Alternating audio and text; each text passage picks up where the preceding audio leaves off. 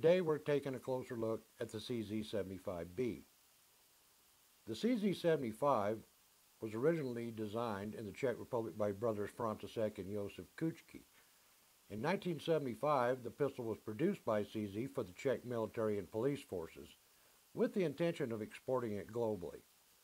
The company, however, was unable to do this because the Czech Republic was part of the Warsaw Pact at the time, and the design was listed as classified by the USSR. Therefore, CZ was unable to secure a global patent. But everyone already knows how secrets go.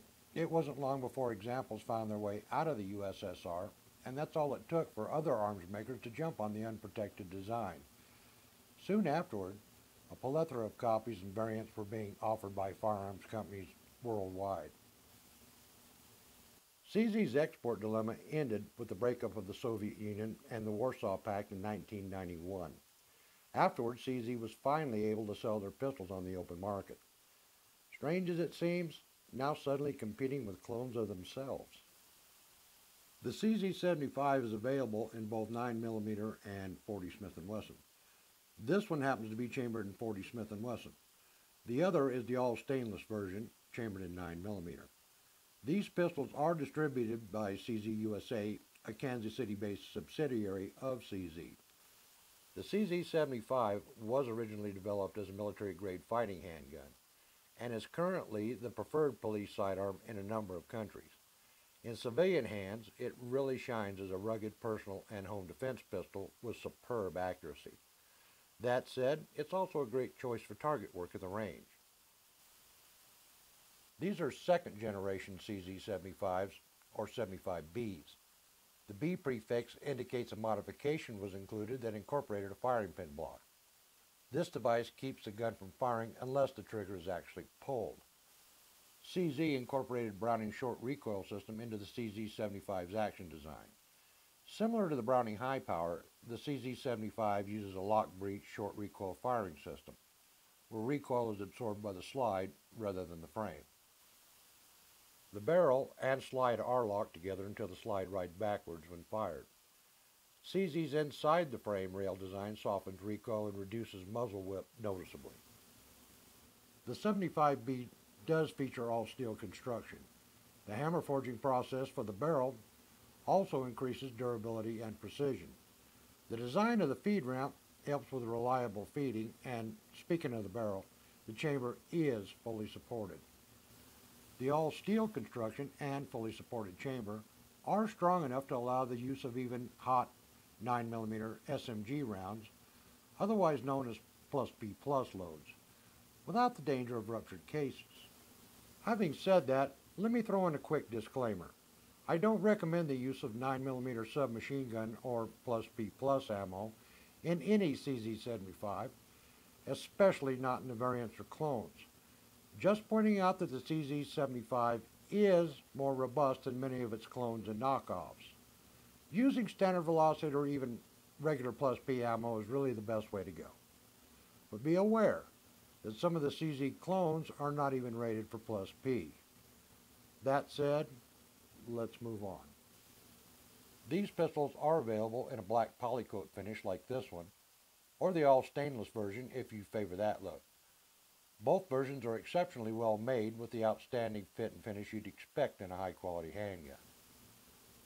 The CZ75 can be fired in either single or double action mode. The trigger is, of course, heavier when used in double action mode, but after the first shot, it transitions into single action mode and is real easy to keep on target. The CZ75 can be carried cocked and locked like a 1911. The tacticals, of course, refer to this as Condition 1. The ambidextrous safety also accommodates either right or left-hand shooters. If you prefer a model with a decocking feature, the CZ75BD, the additional D prefix standing for decocker, would be the model for you. The safety on the BD doubles as a decocker and is real simple to use. For an all-steel pistol, it definitely doesn't feel heavy or bulky even at 35 ounces. It's slender enough to conceal carry and, most importantly, extremely reliable. In 9mm, it's one mild-mannered sweetheart. The 9mm version is the one I use when introducing new shooters to centerfire semi-automatics. Smooth and soft shooting enough even for timid shooters. The CZ75s chambered for the 40 Smith Wesson round are by far the smoothest shooting I've encountered. The pistol's design really smooths out the snappy crack of the 40 Smith & Wesson round some shooters complain about. Personally, I really like the fit and feel of this gun in my hand. My hand just seems to naturally fit the grip and the balance feels perfect. For an all-steel pistol, it definitely doesn't feel heavy or bulky even at 35 ounces. The sights are clear and well-made fixed 3-dot type. You won't find any cheap plastic or polymer sights on these pistols. Aftermarket sights are available for the CZ75 in both tritium and high visibility from several manufacturers, and they're not too difficult to install if you're interested in those type of sights. This one has a set of high-vis North Pass sights installed, and I'll be evaluating those over the next few months. The magazines hold 16 rounds in 9mm or 10 rounds in 40 Smith & Wesson. The slide does lock back when the last round is fired, and they do come with 2 magazines. Increased capacity magazines are also available for either caliber should you be interested in that option. Personally, I recommend Mechgar magazines for those of you wanting to go that route. Aftermarket and custom grips are available for the CZ75 from a number of manufacturers. These particular custom grips are made of cocobolo wood and feature mother-of-pearl inlays.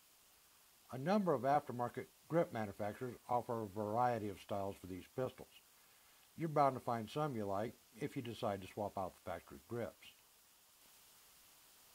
There are a number of YouTube videos that go into great detail about disassembly, cleaning, and even upgrading the CZ75 should you be interested or need that information. Some of these guys did a brilliant job, and you should check out some of these great videos. For those of you who want a 9mm or 40 caliber handgun with just the right amount of heft that fires smoothly and accurately, the CZ75B is seriously worth considering. After all, the CZ75 is used by more governments for their military, police, and security forces than any other pistol in the world. For a quality firearm in the $500 to $700 price range, the all-stainless versions of course being on the higher end, the CZ75 is real hard to beat. Plainly put, it really is a great handgun. If it wasn't, why are so many arms manufacturers worldwide trying to copy it?